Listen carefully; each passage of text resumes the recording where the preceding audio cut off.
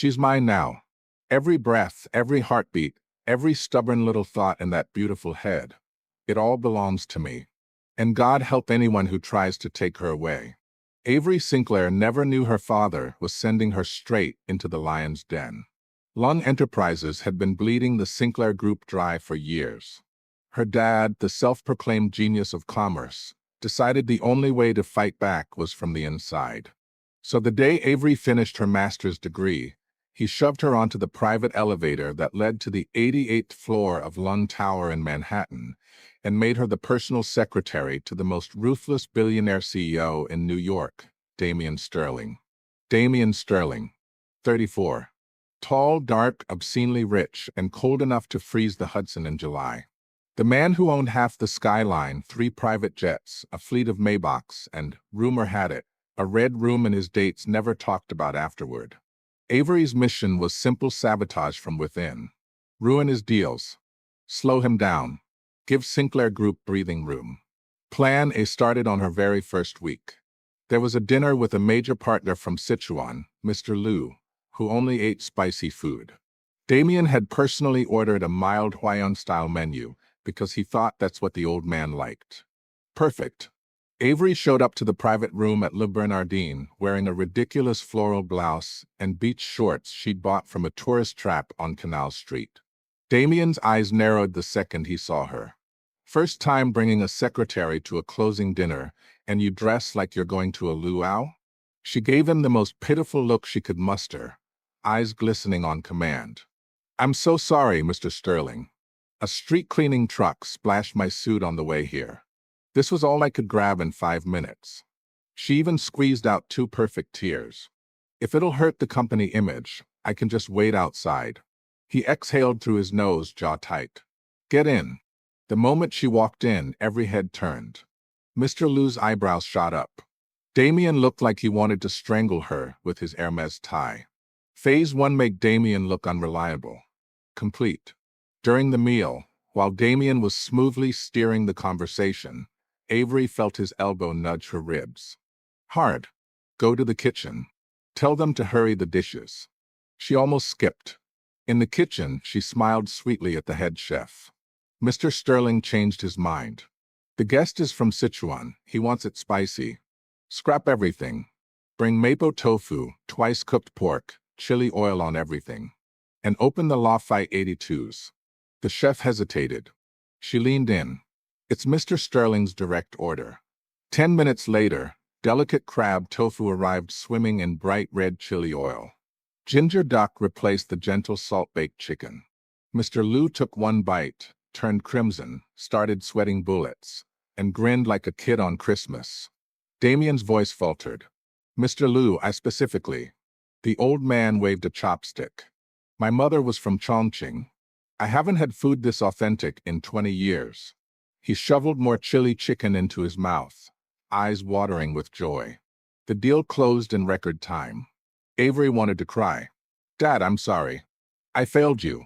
Afterward, Damien set Mr. Liu off with handshakes and fake smiles. When he came back, Avery was drunk on 3 bottles of Bordeaux, arranging cold potato strips on the table to spell Damien in wobbly letters. This man's name has too many D***MN strokes, she slurred.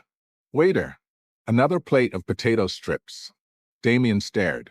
I'll have them pack the rest of the wine for you, so your father can try it too. The word father hit her like a slap. She stood up, swaying, and slapped the top of his head like he was a misbehaving puppy. My dad doesn't need your charity wine. Then she snatched the bottle and chugged. The last thing she remembered was Damien roaring her name.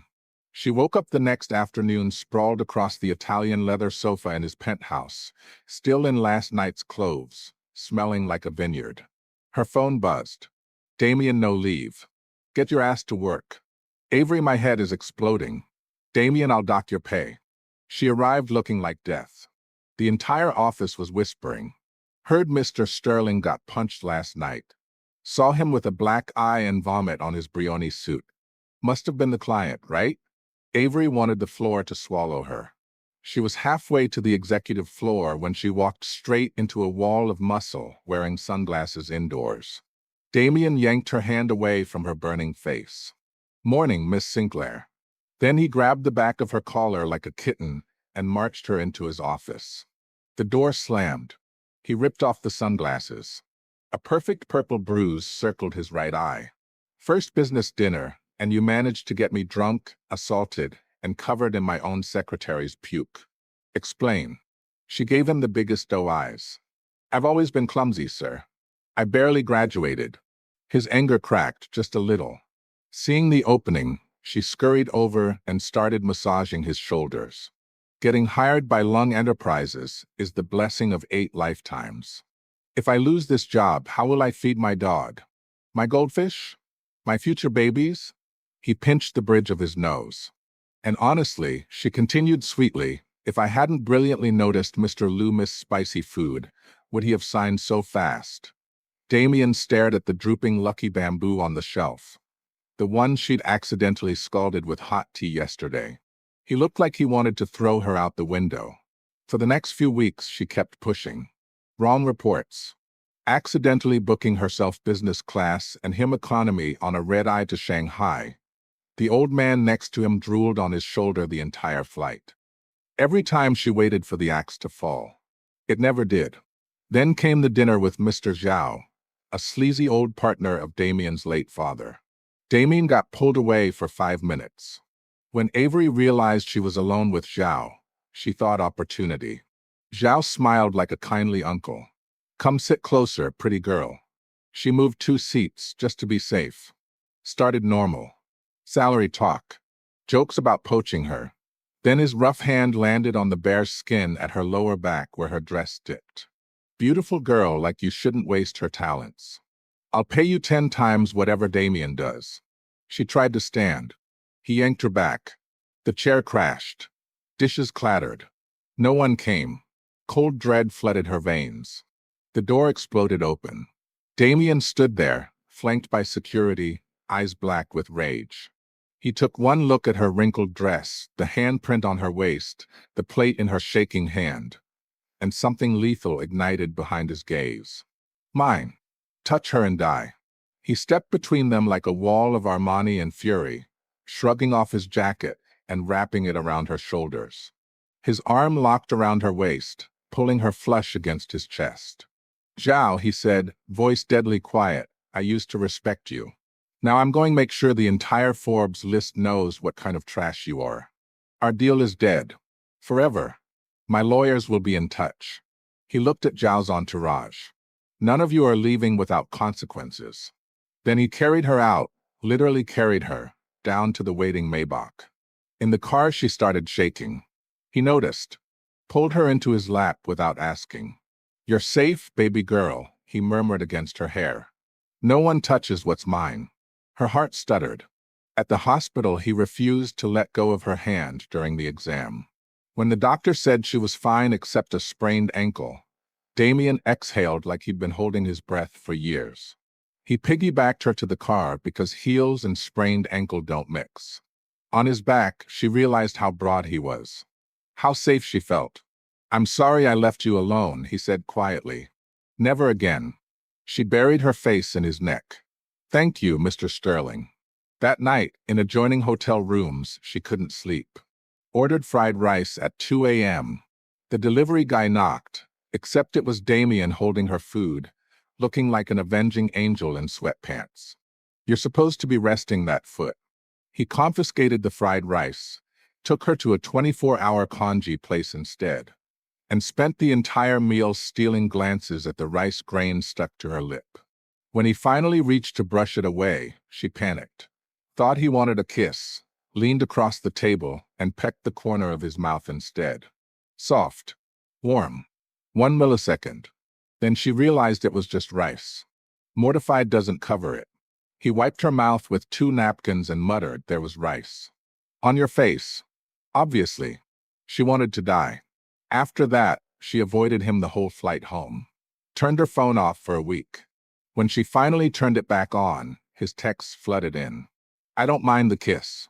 Stop overthinking. Are you coming to work tomorrow? Did I overload you with work? Are you upset with me? Don't forget to take meeting minutes today." One more hour and I'm docking pay. Avery Sinclair, you are now officially absent without leave. She laughed and cried at the same time. He was waiting in his office when she limped in, pretending to be worse than she was. The second he saw the injury, his scolding died. He rubbed his brow. Fine. No more warnings. After that, everything changed. He canceled the acquisition of Sinclair Group with one phone call. She overheard him tell his assistant tell legal to bury Zhao so deep he'll never crawl out. And then one night her father called, screaming that Damien's takeover papers were already drafted. Avery was yelling back, I'm trying, when a cold voice behind her said, really no personal feelings at all? She spun around. Damien, arms crossed, looking devastated. He called his assistant right in front of her cancel all acquisition plans regarding Sinclair Group. Indefinitely. Then he walked away. No, staggered, away like the day of his father's funeral. She'd never seen him broken. 2 days later she was fired. Politely. Painfully. She lasted 4 days unemployed before his assistant begged her to check on him. He'd come home feverish after a deal and gone radio silent. She went, found him burning up on the couch. Took care of him all night, cold compresses, medicine, wiping sweat from his chest when his shirt clung too tight. Fell asleep on the opposite sofa. Woke up with his blanket over her and his eyes on her, complicated, raw. He offered payment for the nursing. Instead she blurted, can I see your abs as payment? Silence. Then she slapped her hand over her mouth. But he laughed, actually laughed, and pulled her into his lap. You want to see? His voice was gravel and fever. Then look, little wife. He unbuttoned his shirt slowly. She forgot how to breathe. Later, after apologies and confessions and her father on speakerphone accidentally calling Damien son-in-law, everything came out. Damien looked at her, eyes blazing. Sinclair Group will never fall. Not while I'm breathing. Then softer, deadly serious. And you're mine, Avery. You've been mine since the day you cried in floral shorts and tried to ruin my deal. I'm never letting you go. He kissed her like a claiming, like punishment and worship at once, like a possessive husband who'd waited long enough. She's mine. Every breath, every moan, every future child she carries, they're all mine to ruin, mine to love, mine to keep. And if the world tries to take her, I'll burn it down. New York penthouse lights glittering outside the floor-to-ceiling windows, his private jet idling on the tarmac for Italy tomorrow, red ropes already waiting in the drawer of the nightstand. He's going to marry her on his yacht next week, put his heir inside her on the Amalfi Coast, and dare anyone to say a damn thing about it. Because Avery Sinclair doesn't know it yet, but she just became Mrs. Damien Sterling. And Damien Sterling doesn't share.